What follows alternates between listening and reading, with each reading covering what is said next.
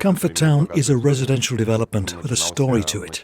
The story begins in early 2009. 2008 was the year when the crisis hit. All construction was halted in October 2008. Everyone was wondering if their projects had a future, finding it hard to believe in life after the meltdown.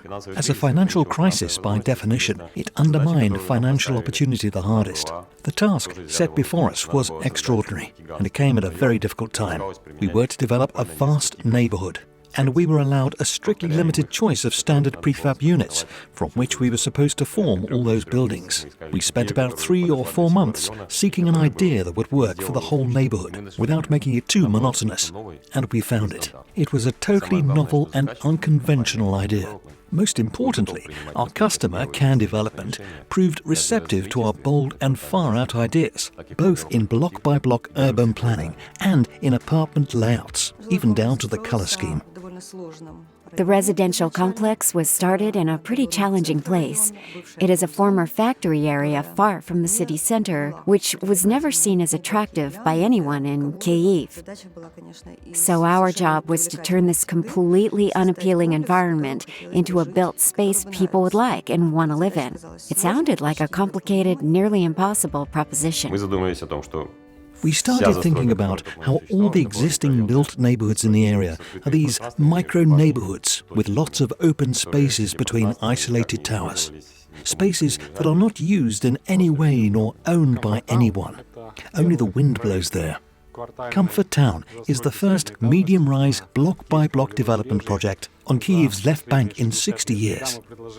When we pitched our concept, everyone's first reaction was one of shock. Why aren't we building high-rises? Why are we trying to follow in the architectural footsteps of neighborhoods like Poznyaki or Ozokroki? We responded with ironclad economic logic. A 9-story block is cheaper to build than a 25-story one. Then we buttress this with our ideas for a new quality environment, a new urban space that works. And we got the go-ahead to set to work. Our block-by-block planning concept was the tool we used to fashion 2 separate types of space: the streets where people drive and the yards inside the blocks. When you're out on the street, you may not even know that there is this green enclosed space behind the buildings with playgrounds, benches and shady walkways. You cannot see it. There are passages or archways you can take to walk into the courtyard. But the beauty part is, no cars are allowed in there. There are tree-lined walkways suited for emergency vehicles too, but other than that, no cars ever get into the courtyard. As opposed to micro-neighborhood development, block-by-block development provides for a lot more parking spots along the driveway, because the driveway perimeter is greater and the driveways are longer. Every block is surrounded by driveways, and people can park their cars there. We were glad we realized this aspect, and we used it to make our case in favor of block-by-block development to the developer. We kept all the good things we could find on the old factory grounds, like some useful built features, and we tried to keep as much as we could of the greenery. The factory had its own infrastructure, a park and a recreational area. We kept all that. We only improved on it, and it was the right thing to do because there's no reason not to use the environment features that are already there. You take a regular new residential complex, and it's an open field with scraggly trees amid brand new, totally uninviting buildings. But we had an environment that was alive from the very outset thanks to pre-existing verdure. We fixed and kept an old fountain and a bunch of other small features that might have seemed laughable, but are now among our signature landmarks, like this decorative deer statue. We only had access to very basic units, as we were supposed to build as cheaply as possible.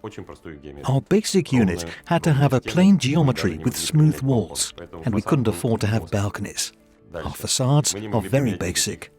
Working on a tight budget, we couldn't afford to use any decorations, so we brainstormed the situation and came up with 3 ideas for cheering things up. First, the skyline. With unit elevations and different roof shapes, we created an interesting skyline that instantly made the property more appealing. Second, the windows. We could repeat rows of identical windows, or we could play around with them. We were the first in Kyiv to use French balconies and alternating window patterns to avoid a monotonous look. The third thing we could take liberties with was colour. At the end of the day, these three ideas made the entire neighbourhood. Ours was the first project countrywide to employ a daring colour scheme that made a real difference for the whole concept. How were the colours selected? Why were these particular colours used as opposed to others? Our buildings have pitched roofs. Interlocked steel strips make the best roofing for a pitched roof. Folded steel roofing is available in a limited colour palette from the vendors. To change that palette means to order a custom painting job, which we could not afford. So we had to use a certain percent of standard colorations available from the metal roofing vendors. Those were pretty bright colours that we could by no means use everywhere. To offset that brightness, we had to put in patches of light, pastel colours. But because the percent of these colours was small, we were able to fit the custom painting into our budget. What surprised me from the very outset, what made me happy and warmed my heart, was that here we had, literally out of nowhere in the Ukrainian market, which was at the time quite post-Soviet, a company that implemented, well, some simple architectural forms, bright colours, French balconies, i.e. floor-to-ceiling windows, asymmetrical facades and irregular facade rhythm, and gable roofs, which were the hottest trend at that time. And all that was implemented in Comfort Town, which looked like a modern European city. It was very interesting. And that is basically how I got here. We created a positive environment. Not we. Designers alone can see that. The residents appreciate it too. We were really worried as we waited for the first sales to happen. We didn't know what to expect. It's a former factory ground, not the best surroundings. I mean, the neighborhood is not easy to access by public transport. So we were afraid it kind of might not fly. But when sales took off and apartments started to sell really well, we realized we must have hit the bullseye. Comfort Town has been acclaimed as the most successful commercial residential development project in new Ukrainian history. More than 200 apartments sold in peak months. Comfort Town 1 covers the 30 hectares we had proposed in our initial turnkey building plan. It is now fully completed. Of the 5,000 apartments, only a couple of hundred are still available.